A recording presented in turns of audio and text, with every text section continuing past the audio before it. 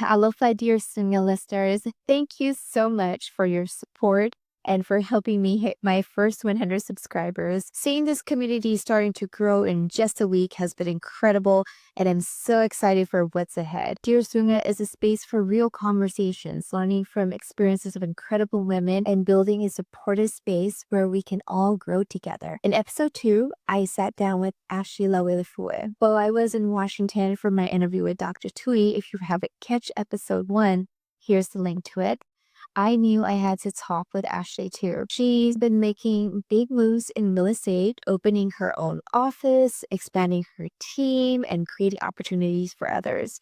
But more than that, she's someone who truly values the life she's building, especially when it comes to her family and her kids. She's also been so consistent, not just in business, but in her personal journey, especially with fitness. I watched her stay committed to her goals, and that kind of dedication is something we can all learn from. In this conversation, we're jumping right into it. So let's get into my talk with Ashley Lauilefue.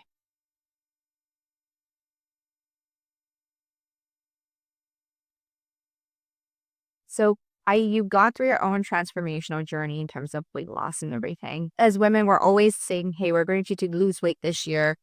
But then we always fall back into our normal routine. I see a difference, and if there's a change in the pattern of things that you do, what was one of the biggest shifts? For me, I do a lot of personal development. I listen to a lot of people. And one of the business guys I listen to, he's a bodybuilder also. And I do not aspire to be a bodybuilder.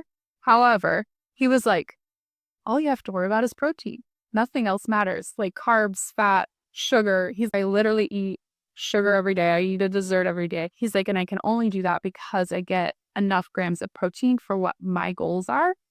And I just was like, well, I've tried everything else. Let me see how this works out. And 100%, it's true. So I'm not somebody who can be restrictive with what I eat ever. I can for a period of time, but it'll never stick because I don't want to go to a restaurant and be deprived or feel like I can't eat something at somebody's house because I'm only eating keto or whatever that may be. That's just not sustainable for me. So this time, I only wanted things that were sustainable, and that felt more sustainable, and it has been really great.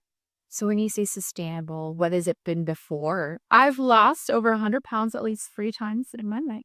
Diet-wise, I always did calorie deficit. I never was restrictive because I knew if I can't have sugar for 3 months, I'm just going to have it when I'm done and then everything's going to reset. Yeah. But I always tried calorie deficit. And sure, it works and you can lose weight in a calorie deficit. But is that sustainable? No. And then are you going to be discouraged when you go to your normal calorie amount and your weight fluctuates? So my approach was a little bit more baby steps. I'm going to start with this and then this and just kind of snowball things onto each other. I ate about 2,500 to 2,700 calories a day, and I still lost over 100 pounds. I don't believe in calorie deficit anymore. I believe in protein. Because you are actually a super host. I've seen you make lots of good meals, and Twee's always talking about all the food that you make when you need to whip up something quickly and unexpected. What's your go-to? If I know in advance that we're going to be cooking for people, we usually grill, and that is not me. That is my husband. He grills the food. The thing that the kids like the most would be a honey chicken stir fry. Stilled chicken thighs, honey, soy sauce, cornstarch. That's it. And rice. So I'm thinking about this whole transformation, that it's not only in terms of your weight loss. You've created something really beautiful for yourself in terms of a career. Which one came first, actually? Was it more the weight loss or was it The career. I was already on another weight loss journey when we moved to Washington in 2018. I had lost quite a bit of weight, and then I switched careers, and my career took over my life at that time, and which is fine. You know, there are seasons for everything, and I think that had to happen at that moment. But I let go of all health-related things and gained a ton of weight in the first 2 years as a real estate agent. And so then I was like, 2022, about this time in 2022, I was diagnosed with high blood pressure. I was like, okay, can't do this anymore. I've got to make a change. As an entrepreneur, there's a lot of different things that you have. You not only have to be great at what you do in terms of real estate, but it's also creating a business. It's also having to be a mom. So many different things that happen. what motivates you to keep going forward? Honestly, I feel like once you have little kids, you're in survival mode for so long. Everything is hard. That was 100% my life for a long time with the kids, was just like, gotta do it because this is how we're going to survive today. By that, I mean crazy schedules, kids being sick, new jobs, moving to new places. All of those things happened because it's what had to happen and there was no other choice, right? But now that I can design my life a little bit more, I'm learning that routine is super important. I think that scheduling things and having a routine and knowing what you're going to do for the whole week or maybe even the whole month is super important to be able to do all of these things at once. If you have no kids or you have no business that you're running or you don't have, weight loss and fitness goals, sure, fly by the seat of your pants. But if you're trying to do all the things at a high level and not fail at any one of them, it has to be really dialed in on schedule. In terms of routine and creating a schedule, it takes some time to plan everything, right?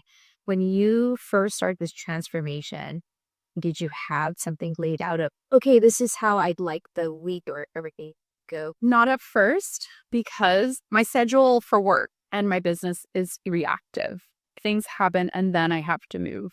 It's very hard to create a specific, like, this is what my day is going to look like for business. For the kids, same kind of thing, right? You have the school year, but then you have the summer break. Then you have sports sometimes and sports not sometimes.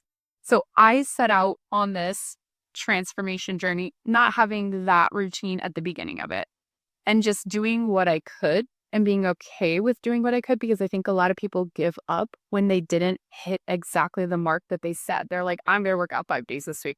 And then they only work out 4 and they're like, well, never mind. I'm going to give up because I only worked out 4 days this week. So I gave myself a little bit more grace on not hitting the targets. I was like, it's fine. So it'll take as long as it takes and don't lose sight of the goal. The schedule came in a lot later. So last year, 2024, was more so like my schedule for my workouts. I got to the point where I was like, okay, these 2 days are this, these 2 days are this, these 2 days are this. And it happens and that is just it and nothing else changes it. This year, my goal is more so the kids and the house and like bringing that into everything else and scheduling it. I know that's very random. It's, again, baby steps. I could only do so much at once. So now I'm incorporating that in. And so far, so good this year. Well, you're now in a space where you see success and you created all of this in terms of a business on your own. Prior to that, you were office manager. I'm curious, what made you decide to transition into, because being a real estate, it's not a steady income. If you be 1099, what had made you feel confident to take on that role or start going into the business? I was very scared and didn't want to do it. It was not my idea. However, my kids were all in elementary school at the time. And as a corporate person, you are tied to your 9 to 5 job or whatever your schedule is, and they expect you to be there and you can only be gone so many days. I was responsible for a lot of people and making a lot of things happen. When one of my kids got sick, they all 3 usually got sick, but not on the same day. I'd have to figure out how to take care of them and also work. I had to be home. So real estate was really born out of necessity of flexibility and working for myself and being able to set things up myself and take care of my kids. At the same time, they quickly found out it was not exactly that for me in the beginning because I was very busy in my first couple of years. A lot of times when you start a real estate career, you're not busy. You do a lot of work and then eventually you get busier and you've learned how to have a schedule and create that for yourself. When I first started, I did so much high volume of real estate transactions that it was chaos. It was complete chaos. And we made it through it. It was very scary for me to decide to change to this career and not have a steady paycheck. I knew that I would be fine for 6 months. If I didn't make a paycheck in 6 months, I'd be fine. I think within 2 weeks, I wrote an offer and got a paycheck within 30 days of becoming a real estate agent. So that piece was calmed pretty quickly. It wasn't my choice. I never wanted to be a real estate agent because every real estate agent that I had worked with up through all of the states that I've worked with, every house that I bought, they always seemed like a yes man. It was never fine or the way that they said it would be. And then when I moved to Washington, the real estate agent I used to buy my house did it much different. She was much more customer service than sales. So she was like, we're going to figure this out. No, I don't think that'll be okay. If that's not okay with you, this is not the house for you. And so I was like, if she can do it that way and be successful, I can probably do it that way. And I think that's what really inspired me to give it a shot. But this isn't the first time you guys bought a house, right? You've been through this whole process before, so you already know what that was like. So there seems to be a different way that your real estate agent had approached the sale of your home that kind of sparked your interest in real estate? No, her doing it the way she did it was the only reason I gave it a shot.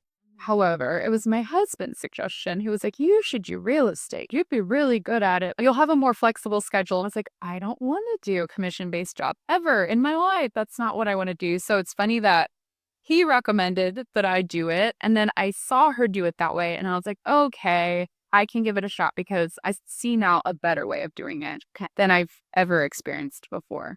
As a military family, you've moved several times. So am I assuming that you purchased homes prior to that and the experience was different? Yes, purchased homes in several states. The experience was always, we felt out of the loop. We didn't feel to control the process. We felt in the dark. We didn't know what was going to happen or whatever. There was just no proactive communication as a first-time home buyer, or even if you bought a house 2 or 3 times, that's still not really that seasoned. There's so many things that happen in every transaction. You can't ask questions if you don't know what the process is or what things are going to happen. So we couldn't productively ask questions. We were relying on those professionals to give us information, and they just weren't proactively giving us enough information. And anytime we had a concern, they seemed to downplay it and act like it was okay and we didn't need to worry. And I never appreciated that in any of our other real estate transactions at all. When we came here, it was much different. And my real estate agent was very proactive, just offering complete education throughout the entire process. Like, this is what's going to happen here. And anytime we had a concern, she was very much like, you should be concerned, because of if she didn't try to downplay our fears or things we were wondering. So when I saw her do it that way, I was like, oh, okay, there's a better way to do it. And so that allowed me to give it a shot. That's good. So if you could go back to when you first purchased a home, you now know what it feels like to work with a better agent than it was. And before, there was no questions where you feel like you wanted to ask, but you worry that you might not be asking the right questions. What would be some of the key questions that someone should be asking when you're looking? Should they bet out an agent? Because majority of the time, they're always meeting through someone they know, like a mutual friend. Is that the best way to do it? And word of mouth is a huge way of finding, I think, any profession that you want to work with, right? But you still have to do your due diligence, because just because your friend suggests their cousin doesn't mean their cousin ever sold a house before. This may be their 1st or 5th transaction, and maybe they don't know enough to help you. We serve 95% of our clients are military clients. And there's so much that goes into the VA loan and that process when it comes to buy a house. Not all agents understand the VA loan.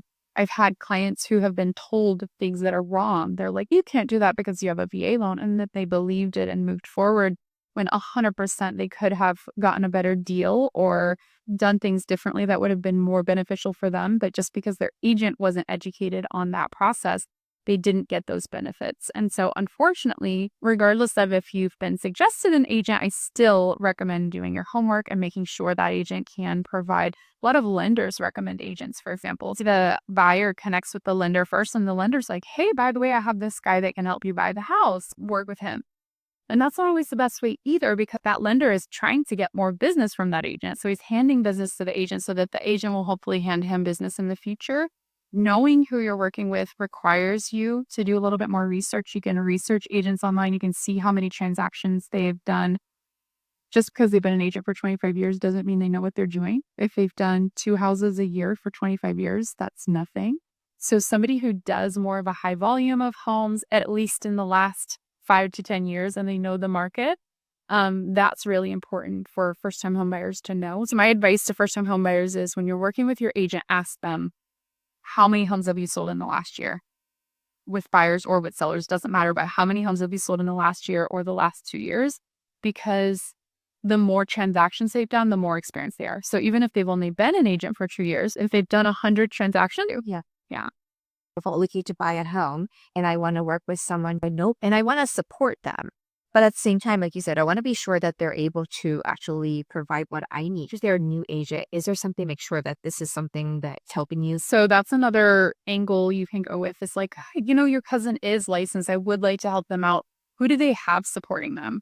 Are they on a team with a broker who has transactions? Can they ask questions? Because again, it goes back to they don't know what questions to ask. They've not been part of the process. So there are things that they're just not going to naturally think about. They may not even think to ask the buyer that. So who's coaching them? Who has their hands in it essentially? And if they don't have anybody, can they get somebody to mentor them through the process at least the first time? First 5 times would be great. I wish agents had an apprenticeship. Appraisers and inspectors in the state of Washington go through apprenticeship, and they must shadow and be part of the process with an actual licensed appraiser or inspector before they take on their own work. I wish that were the case for real estate agents, but it can be if they're with the right firm or if they've had somebody willing to support them through the process their first few times. As a buyer or seller, just make sure if they're new and you want to support them that they have this. You could have gone into business on your own. What made you decide to have a business partner? It's a tough industry. It is. We've seen it done the wrong way so many times. When we first started this firm 2 years ago, we have a mentor and a coach that helps us who's built many successful real estate businesses. And they're like, you just need to get agents as fast as you can. Just agents, agents, agents. That's the problem. That's the solution to everything. And we're like, no, hold on a second. We need to be able to support them. I don't think either one of us could have done it this quickly on our own and in the right way. So we are very much aligned in terms of the military community that we serve. We hope to also have military spouses. As a military spouse, it's very hard. You move every few years. It's hard to have a career because they know you're going to leave. And then what are you going to do when you get to the next? And by the time you get a job and start it, 2 years later, you're gone. This career is something you can take with you easily from base to base. You can still make money here while living in Colorado, for example. We hope that we can provide that for the military spouse community, a career that they can continue from base to base for a long period of time. Okay, that's wonderful. You definitely have the experience of a military family who's constantly traveling back and forth. This goes back to a person who's looking to purchase a home in the first place. Why would someone want to purchase a home if they're planning to uproot and have to actually move to another state or even out of country? So a lot of military families actually use it for generational wealth. Real estate is always a great investment long term. It's not necessarily a safe bet in 2 to 5 years. Markets fluctuate, but in any 10-year period, most of the time you're going to make money on real estate because of appreciation, and especially in a 30-year time frame. So we have a lot of clients who choose to buy a house here. Once they leave, they rent it out. You buy a house at the next location and continue to do that throughout their 20-year military career. At the end of that, they have income every single month from their rentals because the mortgage amount and the rental amount start to get further and further apart. Or they take all of those and they sell them, and they take the cash that they made and they buy their forever home. Their mortgage is low because they spent mostly cash on it. That's one aspect of people in the military who are really wanting to invest long-term in real estate. Aside from that, depending on the market, so here in our market, most of the time, if you buy a house, 3 years later, you're going to make a profit. So even if you buy it just for the short term, you're probably going to sell it and make some money. Right now, it's a high interest rate, high price market, so it's a little tougher in 3 years. But once interest rates go down, the prices will just go right back up because the inventory here is low. We just don't have enough houses for the amount of people that want to buy them. Even in this market, short term, it's a great investment. If you rent, you're throwing the money down the drain, basically paying for someone else to gain the equity in the house that you could be gaining during that time. Buying a house and paying for it for 3 years is like putting your money in the bank. You're putting up money, and then at the end of 3 years, you're probably going to get that back when you sell it. So it is most of the time, and for most people, a good idea, but there's definitely situations where it's not worth it to do that. And we counsel our clients as such. We don't want anybody to buy a house and put themselves in a bad situation. There's a time for homeownership and a time not for homeownership. I've listened to where you should invest in everything. And one of the things is like, oh, you shouldn't be buying a whole lead. This is actually a good time in terms of renters. And just some of the things I hear in terms of HOA and all the other fees that come along with owning a home can seem so overwhelming. But I'm always curious. If I live in California, so what makes Lauilefue a good space in terms of owning a home instead of renting? The growth here has been exponential in the last 5 to 10 years. How so? In terms of all kinds of businesses being built up and down the I-5 corridor, Seattle is Seattle. There's only so much space there for anybody to build a business or a home. So everything's just been coming further and further south. Even here in my area, 5 years ago, this area had not nearly as many businesses as it does now. There are a lot of people relocating to Washington. There's the military base, which is a constant influx and outflux of people moving in and out. So just growth-wise, economy-wise, population-wise, we have a lot of growth. And that's projected to continue. I've talked to several investors that are out of the state, and they're like, yeah, Seattle's going to be the next Silicon Valley, so I just want to get some land out there. It's just a thing that's happening here economically, allowing for people to not only grow a business, but also to grow wealth through homeownership. I've had people that have moved here, purchased a home, sold it 3 years later, and made $150,000 off of it in 3 years' time. If you look at it from an aspect of that's $50,000 a year, that's kind of like a second income that they had, and they didn't have to do anything for it. Sure, they had to maybe maintain their house. That comes along with homeownership. But when you buy a house, you have an inspection done, and you make sure there aren't going to be any major expenses anytime soon through that inspection process. So they didn't spend a lot of money to maintain their home for that 3 years. I don't know what they spent on their mortgage, probably $2,000 a month for 3 years. They came out ahead in 3 years because of market appreciation. In our area, the market appreciates about 5 to 8% on average. When rates were super low, it appreciated much more. People gained wealth a lot faster. It's now back to that 5 to 8% per year. And knowing that if you buy a house, you're going to gain money and also pay down your liability during that time, it's a pretty safe bet. It's pretty good. Yesterday I was having dinner with a friend, and they were just kind of like, Lazy, it's so far. I don't want to drive out there, but at the same time, I come here a little more often and I see such a big growth in the area, and I'm just like, wow, that wasn't there before, and now it's here. I feel like Blazing Olympia itself is constantly growing. Olympia's the oldest community here, so it had a lot of growth. It has a downtown area. Lacey has grown a lot in the last 5 to 10 years. Tumwater, which is south of Olympia, also is seeing a lot of growth. People are building many businesses, many jobs for people, and many houses being built as well to keep up with the demand. And I'm walking into your office. I see that you have a space for your agents, and you can literally just go in and do this yourself in terms of selling homes. You can literally just do that on your own. Why would you want to create something like this? my business partner and I want to help people change their lives. We built this because real estate changed our lives, and we know that it'll change other people's lives.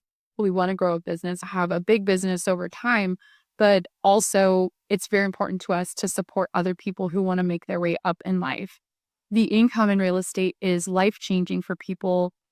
If they work hard enough, it's life-changing. That's what we're doing here, taking on people who want to put in the work. They want to do it the right way and be the educated agent and have us hold their hand every step of the way because we're willing to do that. So brand new agents, 100%, we will support them. We don't believe that just because they're brand new, that nobody should use them as an agent. We believe we can support them 100% and help them build a successful career that will change their life. Well, I think that's a beautiful thing because some people just want to make money. You try to coach people. It's a lot of you already have your hands full. You have kids, but your own family and everything else in between, trying to work on yourself and at the same time trying to help others. It's admirable, but it's almost like, why? I didn't ready to do it in the first place. I think that's what life's all about. You're not put here to be alone and take your own path about other people to be on it. People deserve that in life. That I think all of the things that I did led up to this career. And I'm grateful for the people that mentored me and helped me figure out all of the things about it because it has been amazing for my family. I grew up very poor. I just had a lot of financial insecurity for the things that people live with in their life, for the burdens that they carry. That's one for me. I don't want my kids to go through that. And I think my husband and I have been very successful in creating a life for them where they have resources and options. And so people deserve those options. And now my business partner and I are both hoping to provide that for other people. You're kicking ass. If you had to go back to your 30-year-old version of yourself, what would you tell yourself? That's the question that I have a hard time answering because it's like, man, honestly, the biggest thing I think is I've always been instant gratification, instant results. If it doesn't come naturally to me, I don't care for it. It's dead to me. I want to just be good at it. I don't want to have to try. And that was the way that I was always through school with everything. So I always wanted to have that instant. All of a sudden, I'm the CEO of a company or something. I didn't want to have to work to get there. Not that I wasn't willing to put in the work, because my work ethic is very strong. I saw my parents work hard, my grandparents work hard, and I never was a stranger to doing the hard work. But I wanted it faster through a lot of my personal development, listening to people that are successful, that are 50 and 60 and 70. They're like, man, it's just going to take you some time and you're just going to have to settle into that and be okay with it. I wish I would have known that. I wish there would have been podcasts and books for that when I was 20, because that probably would have saved me a lot of heartache and changes and jumping from one thing to the next over the years at that age. Having you say that, your growth just skyrocketed at a point. So how do you balance that up? Because you obviously have done it. Well, most real estate agents, 80% give up in their first 5 years. I've been an agent a little over 5 years now. So I've sold over 100 houses in that amount of time. Most sell 5 a year and that's it, or none a year for 5 years and then they give up. And so everything that I did from 20 on up to the point at which I became a real estate agent all culminated into that career and being able to do it at a high level. Being in corporate and managing P&L and all of that other stuff was the easy part of real estate for me. Opening the business and taking care of all the operations and accounting was the easy part. It was actually growing as a real estate agent. It's the hard part for everybody. But for whatever reason, everything that I had done, all the customer service jobs, all of the sales jobs, all of the corporate jobs, just gave me the skills to be successful. So even though it looks like I was successful very quickly in my career, it was the other things that I did for 10 years that allowed me to get there fast. I agree. Yeah. You've actually had various different experiences that helped you with our new career. So you were just talking about having some background in sales, having background in the operations portion of it. So there was different things that helped you build your skills as you go. 100%, yes. I learned to talk to people, understand their problems, and help them find solutions. And I think that's what real estate really is: listening, figuring out someone's goals, and then presenting solutions and letting them choose the right way for them rather than saying, this is the best way, follow my path. But that's the biggest thing that I learned, because real estate very much is obtaining clients. It's easy to do that with your sphere and the people that know and trust you already. But if you want to grow quickly, or you want more than just a couple transactions a year, your first year or two into business, you have to market and brand yourself and make yourself the expert that people are going to go to. And I never spoke in my first year or two as if I didn't know something. If I didn't know something, I would say, you know what, that's a good question. Let me check into that for you. Nobody ever asked me how long I had been in real estate, because they just assumed that I had been doing it forever, because I had learned to talk to people, find solutions for them in all of my other careers. So that's one of the skills that I think people need to develop to be successful pretty quickly. Based on that skill, what is at the top of your mind? What a tip that you give someone? Have a lot of conversations, whether that's just with people that you're interacting with throughout the day, the lady at the checkout. Be curious and ask questions. I'm not that person. I don't like to ask people questions. I feel like I'm pressuring them by asking them questions. But then I was like, well, if people ask me questions, I don't mind. I actually like it. They're taking an interest in me and they want to know about my life. Be inquisitive and ask questions and learn how to talk to people, not make it all about you. In sales, a lot of times people will be like, hey, That's great. I love what you're doing. I'm interested maybe in buying a house, and you're like, great, sign up today. Where do you want to start? And like, so you have to know that it takes a little bit of time to get around to the offer value before you ever ask somebody to come in. There's a guy that does a lot of how to talk to people, and he's been in Sager. His name's Phil Jones, and he wrote a book called Exactly What to Say. And I think that's a great place to start for anybody that doesn't have that skill set already or doesn't feel like they do. That's great advice because I'm an introvert. You would never know. I am. And that's a difficult thing. Sometimes I wonder, like, maybe they do have goals, but they shy away from having to be a real estate agent because you're having to talk to people. So I guess my thing is, based on what you're telling me, just because you're an introvert doesn't mean you can't sell or you can't be in real estate. You can totally do it. And I feel like you can do it better a lot of times than somebody who's extroverted, because somebody who's extroverted and very like naturally talks a lot and drives the conversation isn't necessarily inquisitive enough or doesn't ask enough questions to understand people's objections and their fears in the process. So I think by being an introvert, you can actually have a little bit of a leg up in these careers where you're talking to people because you don't overpower them. Your personality doesn't overpower them. So let's go with that topic of fear. What was something that you previously feared and that you've overcome? I don't know that I've overcome any of my fears in life. I honestly have a lot of anxiety. It goes back to that introverted side of me. I am very hyper vigilant. I think of all the problems that could happen in any situation. So work, kids, all the things. I'm always telling my kids, make sure you unplug this because it could catch fire. So that's just kind of the natural person that I am. I don't know that I have any fears that I've conquered because most of them are just unreasonable. I remember leaving my son when he was a baby with a highly qualified babysitter. She had 3 kids of her own. She was the oldest of 10.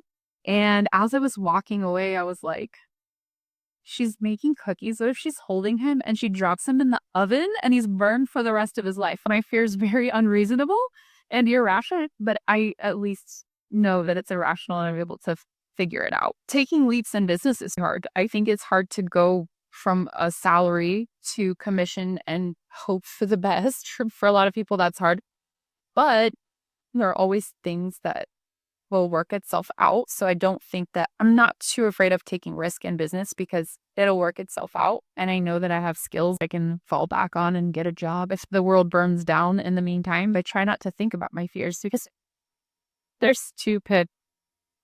But I like what you said. It sounds like you just have to make it happen. Whatever you have to do, you have to have it in yourself. This is a passion. 100%. I think that's something that I'm working on with my son right now, right? He loves football. He wants to play football in college every day. It's like, hey, you have this passion. You love the glory of it. You love getting the recognition and the attention when you do a good job. But the opposite of that is the hard work that nobody sees you putting in. Regardless of if you're getting glory for that, you still have to put in that hard work to get what you want on the field and perform the way that you want to perform in order to be a great athlete. And that's the same in business. You have to put in the lonely hours of working that you don't want to do as often as you can to be successful and to get the result or whatever it is that you're seeking through having that business. That's super good. You have girls too. We grew up very different way, but I'm almost curious, what are some traditions you and your parents did together that you have brought into your own home? I would say just spending time with them more than anything. My parents worked a lot when I was younger. My parents divorced when I was 14. In my younger years, one of my favorite memories is we'd go to the video store because it was VHS back then.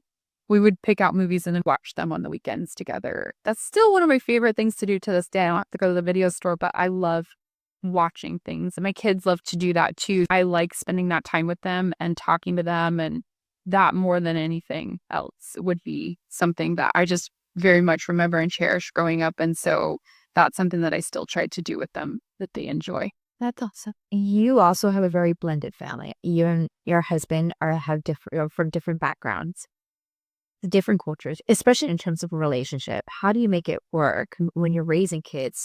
How have you both been able to manage that while still keeping your relationship intact? Yeah, we definitely are from different but still similar walks of life, even though way far apart from each other.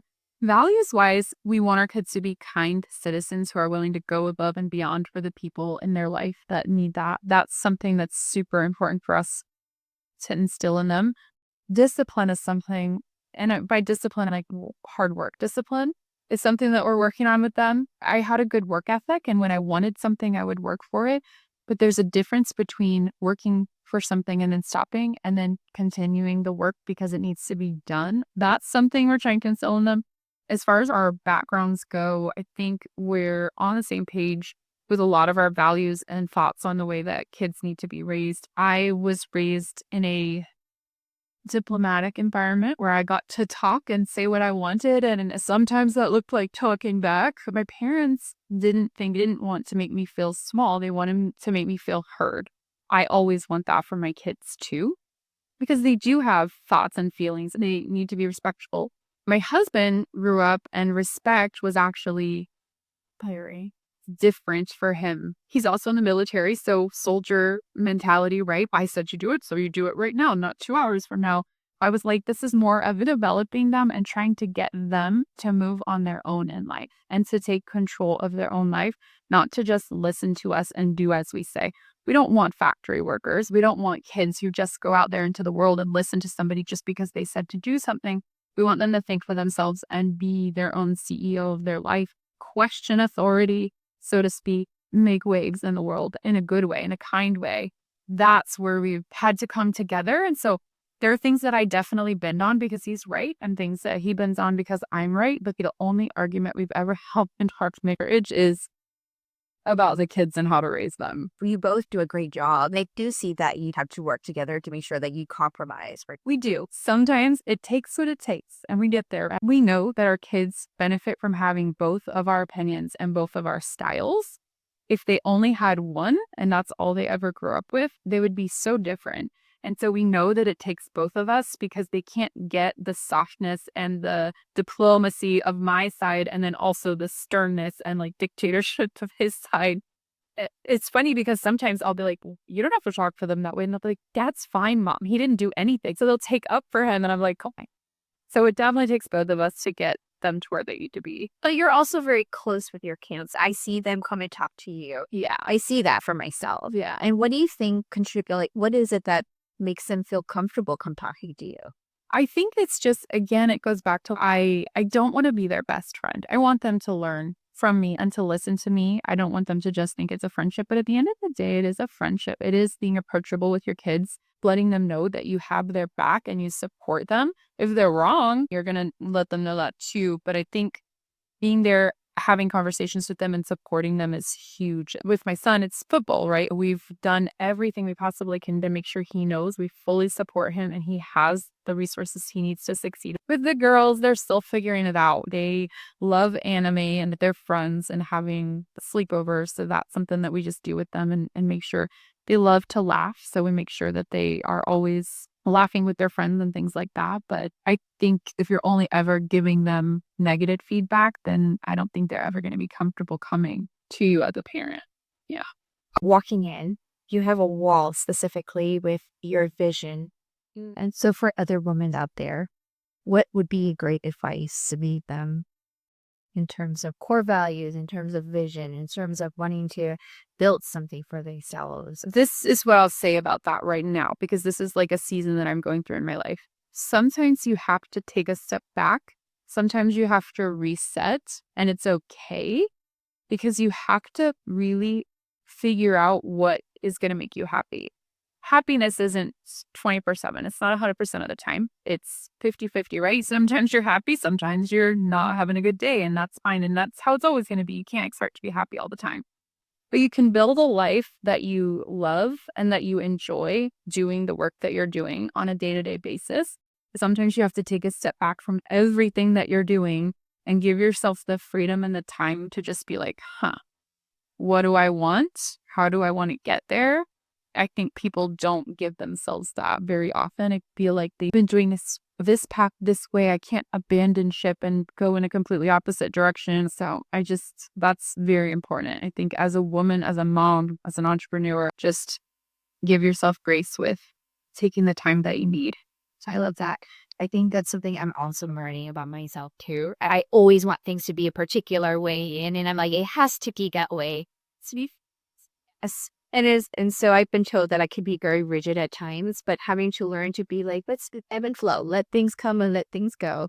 And at the same time, it's learning how to pivot. It's not necessarily you're going to stop right there and nothing's going to happen. Right? It's starting to figure out, okay, but this is not the right way to do it. Let's find a better way to do it. Right? Handful. So I appreciate you. Have it's super awesome.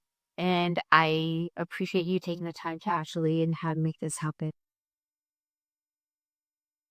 I love how Ashley ended our conversation reminding us that it's okay to reset so you can figure out what makes you happy. Sometimes taking a step back is exactly what we need to see things more clearly, to realign, and to make sure we're building a life we truly love.